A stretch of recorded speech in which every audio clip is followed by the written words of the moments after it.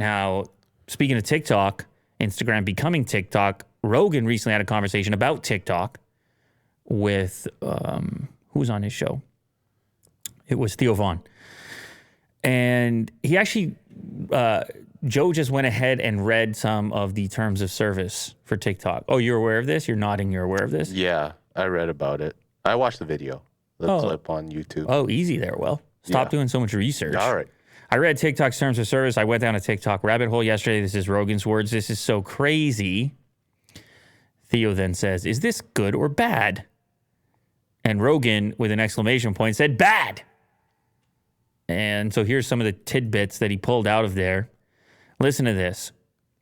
Here's what the privacy policy says. We collect certain information about the device you use to access the platform, such as IP address, user region, user agent, mobile carrier, time zone settings, identifiers for advertising purpose, model of your device, device system, network type, device IDs, screen resolution, operating system, app, and file names. And here's where I think people get a little more scared. All your apps, your file names, the things you have filed on your phone, file names, types, keystroke patterns, or rhythms. What, Will? What? You don't like that one either? Yeah, just able to record exactly what you type. You don't like the keystroke idea? Oh. Yeah. Battery state, audio settings, connected audio devices, where you log in from multiple devices. Will be able to use your profile information to identify your activity across devices. We may also associate you with information collected from devices other than those you use to log into the platform. Sounds like a great app.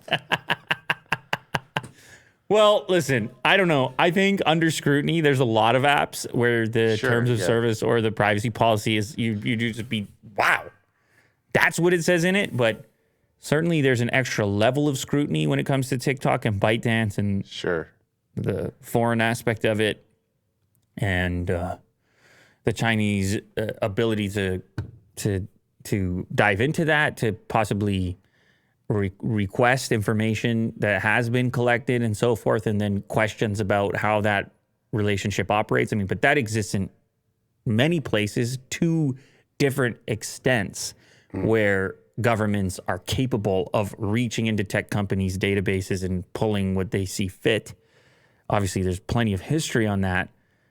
In this case, it's I think maybe one of the concerning parts for people is that this is primarily an app that young people are really into. Young people seem to love TikTok and they seem to be somewhat oblivious to how they're being data mined. Yes. And would just contribute information endlessly, possibly in exchange for entertainment.